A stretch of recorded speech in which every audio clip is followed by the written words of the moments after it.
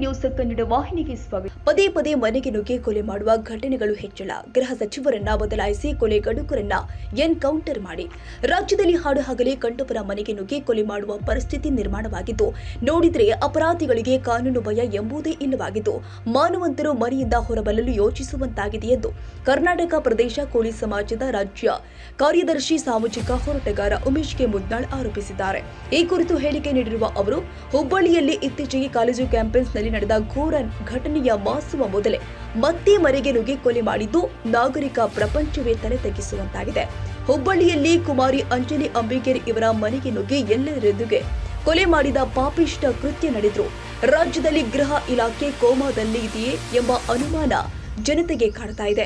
ಇನ್ನೊಬ್ಬರ ಮನೆಗೆ ಅವರ ಅನುಮತಿ ಇಲ್ಲದೆ ಪ್ರವೇಶ ಮಾಡುವುದೇ ದೊಡ್ಡ ಅಪರಾಧ. ಅಂತದ್ರಲ್ಲಿ ಚಾಕು ಇಟ್ಟುಕೊಂಡೇ ಮನೆಯೊಳಗೆ ರಾಜರೋಷವಾಗಿ ನುಗ್ಗಿ ಯುವತಿಯನ್ನ ಕೊಲೆ ಮಾಡಿರುವುದು ರಾಜ್ಯದಲ್ಲಿ ಕಾನೂನು ಸುವ್ಯವಸ್ಥೆ ಎಂಬುದು ಇದೆಯಾ ಇಲ್ವಾ, ತುಗಲಕ ಮಾದರಿ ಆಡಳಿತ ಇದೆಯಾ ಎಂಬುದು ಅರ್ಥವಾಗ್ತಾ ಇಲ್ಲ ಎಂದು ಅವರು ಆಕ್ರೋಶ ವ್ಯಕ್ತಪಡಿಸಿದ್ದಾರೆ.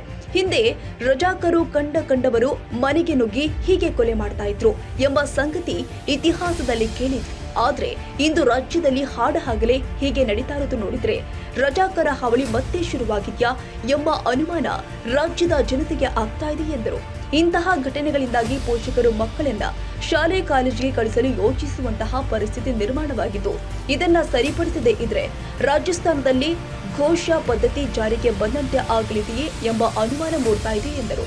ಇನ್ನು ಘಟನೆಗೆ ಸಂಬಂಧಪಟ್ಟಂತೆ ಆರೋಪಿಗಳು ಎಲ್ಲರೆದುರಿಗೆ ಕೊಲೆ ಮಾಡಿರೋದ್ರಿಂದ ಅವರನ್ನ ಕೂಡಲೇ ಎನ್ಕೌಂಟರ್ ಮಾಡಬೇಕು, ವಿನಾಕಾರಣ ಪರಿಶೀಲನೆ ವಿಚಾರಣೆ ಎಂದು ಕಾಲಹರಣ ಮಾಡಿದೆ. ತಪ್ಪಿತಸ್ಥರನ್ನ ಗಲ್ಲಿಗೇರಿಸಬೇಕು, ಕುಟುಂಬಸ್ಥರಿಗೆ ಭದ್ರತೆ ಒದಗಿಸಬೇಕು ಎಂದು ಆಗ್ರಹಿಸಿದ ಅವರು ಸೂಕ್ತ ಪರಿಹಾರ ನೀಡಬೇಕು ಅಂತ ಆಗ್ರಹಿಸಿದ್ರು. ವಿಪಕ್ಷಗಳು ಸರಿಯಾಗಿ ಕೆಲಸ ಮಾಡಬೇಕು ಮತ್ತು ರಾಜ್ಯದಲ್ಲಿ ಇಂತಹ ಘಟನೆಗಳು ಮರುಕಳಿಸಬಾರದು ಅಂತ ಕಟ್ಟುನಿಟ್ಟಿನ ಕಾನೂನು ಕ್ರಮ ಕೈಗೊಳ್ಳಬೇಕು, ದಕ್ಷ ಹಾಗೂ ಯೋಗ್ಯರನ್ನ ಗೃಹ ಸಚಿವರನ್ನಾಗಿ ಮಾಡಬೇಕು ಎಂದು ಸರ್ಕಾರಕ್ಕೆ ಅವರು ಒತ್ತಾಯಿಸಿದ್ದಾರೆ.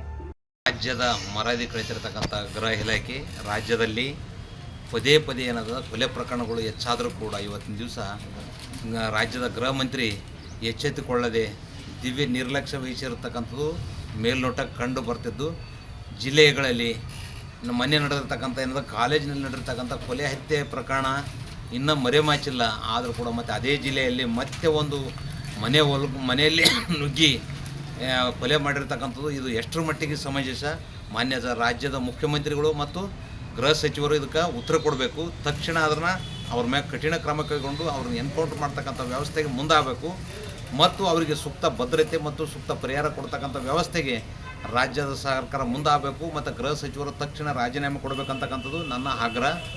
ರಾಜ್ಯದ ಜನತೆ ಮಕ್ಕಳನ್ನೇನದಂದ್ರೆ ಪೋಷಕರು ತಮ್ಮ ಮಕ್ಕಳನ್ನ ಶಾಲಾ ಕಾಲೇಜಿಗೆ ಕಳಿಸ್ಬೇಕಾದ್ರೆ ಭಯ ಪಡ್ತಕ್ಕಂಥ ಪರಿಸ್ಥಿತಿ ನಿರ್ಮಾಣವಾಗ್ಯದ. ಇಂಥ ನಿರ್ಮಾಣ ಆಗೋದನ್ನು ತಕ್ಷಣ ಅದನ್ನು ನಿಲ್ಲಿಸಬೇಕು ಮತ್ತು ಮುಂದೆ ಇಂಥ ಘಟನೆಗಳನ್ನು ಮರುಕಳಿಸದಂತೆ ನೋಡಿಕೊಳ್ಳಲು ರಾಜ್ಯದ ಮುಖ್ಯಮಂತ್ರಿ ಮತ್ತು ಗೃಹ ಸಚಿವರು ಮುಂದಾಗಬೇಕು. ಇಲ್ಲದಿದ್ದರೆ ಮುಂದಿನ ದಿವಸದಲ್ಲಿ ಉಗ್ರ ಹೋರಾಟ ಮಾಡಬೇಕಾಗ್ತಕ್ಕಂಥದ್ದು ಎಚ್ಚರಿಕೆ ನೀಡ್ತಿದೆ.